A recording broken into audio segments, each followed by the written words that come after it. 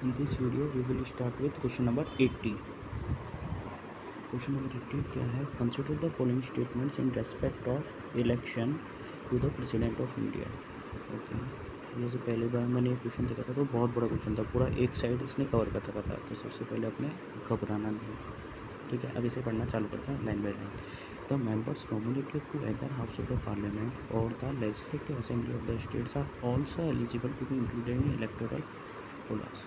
ये तो गलत है, ये तो हमको पहले से बताया, लक्ष्मीकांत भी दे रखा है और PYQs में भी अच्छे से दे रखा है। तो इसकी वजह से अपने ऑल फोर, ये तो ऑल करेक्ट दे रखा है, ऑल फोर ये तो गलत हो गया, ठीक है। Second question, higher the number of elective assembly seats, okay, higher is the value of vote of each MLA of that state. Higher the number of elective assembly seats, higher is the value of vote of each MLA। अच्छा, मुझे थोड़ा बहुत क्या आता है कि जो value निकालता है वो कैसे निकालते हैं कि पॉपुलेशन होता है and divided by number of seats, ये अपने होता है। एक बार इसको अच्छी राइटिंग में लिखते हैं थोड़ा। पॉपुलेशन अपन को दे रखा है, ये तो अपने ऊपर आ जाएगा और नीचे अपने क्या आ जाएगा, number of seats.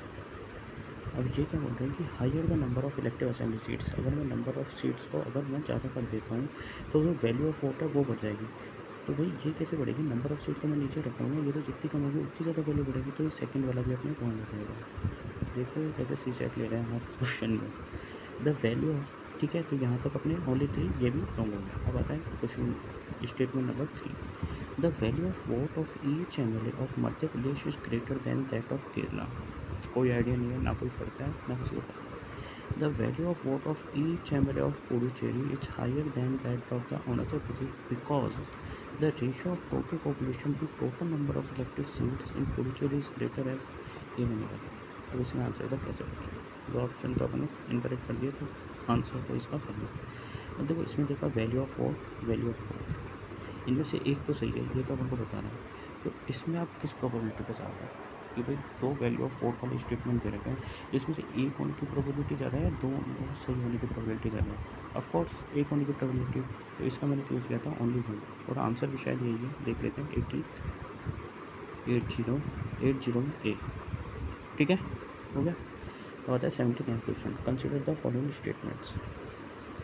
In India, the biodiversity management committees are key to the realization of objectives of Nagoya Protocol. ठीक है, the biodiversity management committees have important functions in determining access and benefit sharing, including the power to levy collection fees on the access of biological resources within its jurisdiction. ठीक है, और the biodiversity management committees, कोई committee इन्होंने बना रखी है, वो है की हैं अपने, मतलब कि वो हेल्प करती है हमें रियलाइज़ करने में नोगया प्रोटोकॉल के जो ऑब्जेक्टिव्स हैं।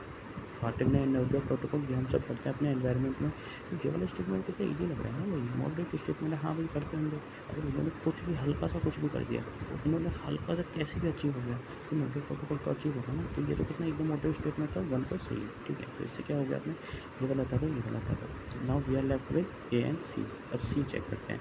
द बायोडाइवर्सिटी मैनेजमेंट कमिटीज, ठीक है, हैव इंपॉर्टेंट फंक्शंस। हाँ, इंपॉर्टेंट फंक्शंस हो सकते हैं कुछ भी, in determining access and benefit sharing, ठीक है। कार्टन एंड नोगया प्रोटोकॉल में अगर हम पढ़ते हैं तो यही तो पढ़ते हैं कि एक्सेस एंड बेनिफिट शेयरिंग ये सारी चीज़ें होती हैं, including the power to levy collection fees. तो ये भी कितना मोटिव स्टेटमेंट दे रखा है, तो ये भी सही हो जाएगा। एंड इसका आंसर हम बोल जाएंगे C में, एंड ये शायद करेक्ट आंसर है। 79th is C। मैं एक चीज़ और बताऊंगा आपको कि जैसे कि आप ये सॉल्व कर रहे हो ना, तो सबसे पहले एक बार तो क्या पॉज कर लो। अब जैसे 78th क्वेश्चन पे पहुँचे तो इसको पहले पॉज कर लो, आप खुद रीड करो और फिर ये देखो कि भाई मेरा आंसर सही आ रहा है या फिर मेरी थिंकिंग कहाँ पे गलत जा रही है, ठीक है।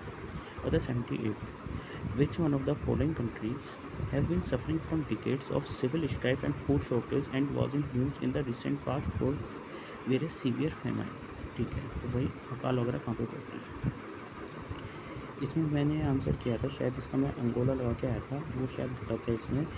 इसका मैंने क्या सोचा था, देखो जैसे मैं मेरा बताता हूँ, इक्वाडोर तो अपने कहाँ पे, समुद्र के पास में, तो सी के पास में, इधर तो अपने कुछ दिक्कत हो नहीं सकती। तो इक्वाडोर तो मैंने यहाँ से काट दिया था।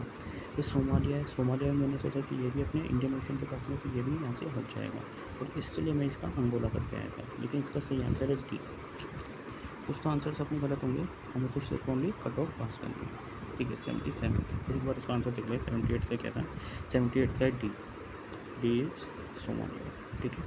77, according to the constitution of India, the central government has a duty to protect states from internal disturbances.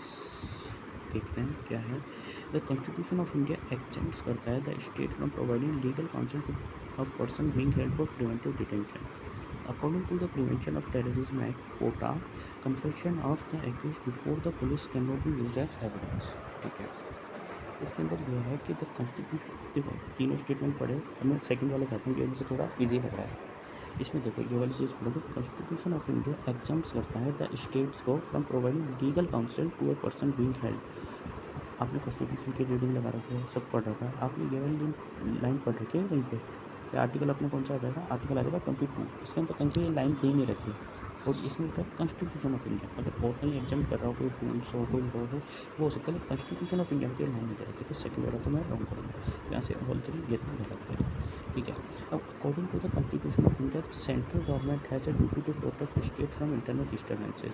जब ये एक तो लक्ष्मीकांत ने ये वाला स्टेटमेंट एज इट इज़ दे रखा है, और एक जब हम कॉन्स्टिट्यूशन पढ़ते हैं तो उसके अंदर भी आर्टिकल चाहे 355 है या फिर 356 है, ये तो ये वाला तो सही है, ठीक है। तो कहाँ तक हम पहुँचे कि डी, ये वाली दोनों चीज़ हटा दो। अब we are left with option A और बी, ठीक है। एक बार इसको रफ कर लेते हैं।